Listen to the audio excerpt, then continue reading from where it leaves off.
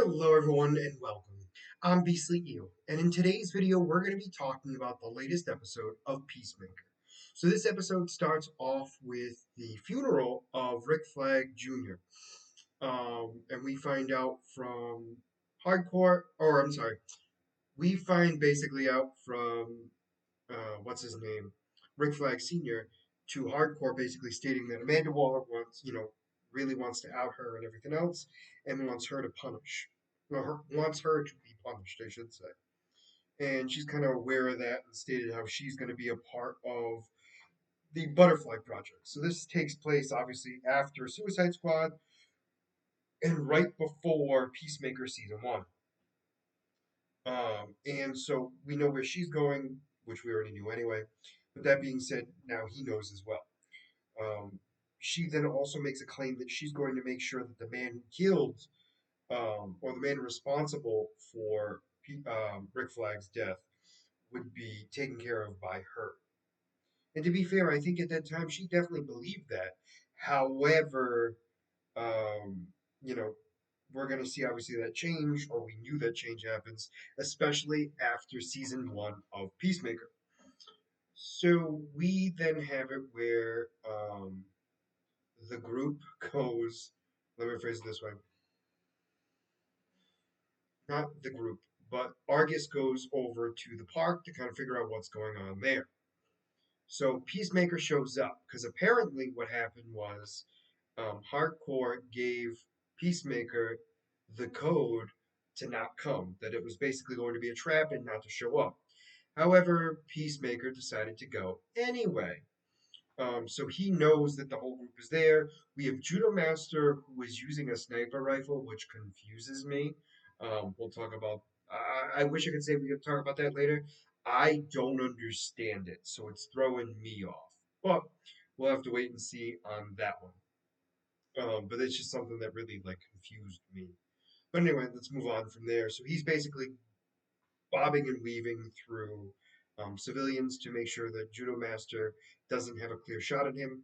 Finally gets over to Hardcore, where she basically makes it very clear that she thinks he's an idiot because he came there even though she told him not to come. And I think that's a big piece there, that she really wants to make it clear to him that she wanted him safe and that he wasn't listening. However, in his mind, he wanted to go there because he wanted to hear whether or not she was willing to want to be with him. And she made it very clear to him that there was no way in heck she wanted to, and there was no way it was going to happen if she had no feelings for him whatsoever. So he then begins to get surrounded by the Argus people. He then captures one and is ready to escape. However, oh my gosh, what is her name? The cyborg. I can't think of it now. But anyway, um, she has a clear shot on Peacemaker to take him out. And that's when Hardcore runs in, beats Peacemaker down, knocks him out, and they capture him and bring him into Argus. So the whole idea is Rick Flag Sr. makes it clear that he's going to be dealing with Peacemaker himself. So as this is all going on, he tells everyone to leave him and Peacemaker alone in the interrogation room. While that's going on, Hardcore convinces John to book Chris, so Peacemaker, to make sure that basically to make sure that he's in the system so he can't just be killed and disappear. While this is going on, Peacemaker is getting beat up by Rick Flag Sr., who is not holding back whatsoever and is just beating Peacemaker down. However, John is successful and is able to actually put what's his name, put Chris, aka Peacemaker, into the system so he can be booked. That's when the cyborg comes in and explains to Rick Flag Sr. what happened. And the entire time this is going on, John is like, "What? This is part of my job. We're supposed to book people. I'm sorry I'm doing the work that we're supposed to be doing here," making a big scene about it, just to kind of prove the point that he's just awkward in and of itself. So because of this, he gets released. Peacemaker gets picked up by Adrian and Adebayo, and they begin to talk on their way back to kind of figure out what's their next plans. However, Peacemaker is making it very clear that he's just done and wants to be left alone um, at the cabin. While that's going on, there's a side plot that I can promise you none of us were expecting. And I think the big thing here was apparently the eagle hunter was not wrong about the primal eagle. He whips out this big, massive gun to shoot down what we assume to be Eagly, then goes over to the corpse and is surrounded by not only Eagly, but every bird in the area, specifically hawks and bald eagles. We find out that Eagly is, in fact, the actual primal eagle, and they all get ordered to attack him and get ripped apart little by little to prove the fact that he is the private eagle. Anyway, Judo Master is following Adebayo, aka and Peacemaker, to figure out what's going on. Adebayo and Adrian drop off Peacemaker at the cabin, and he begins to call Eagly.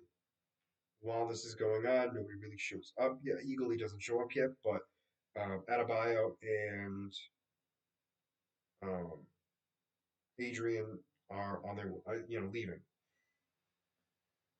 Eagly finally shows up. Peacemaker turns on the device to shut it off so he can go through. Leaves a note stating that to use this device and give it to Argus as a bargaining chip so they can keep their jobs. Judo Master is calling Agent Floor, which is there's an interaction or a how do I want to phrase this? A conversation between the two of them that I was not expecting.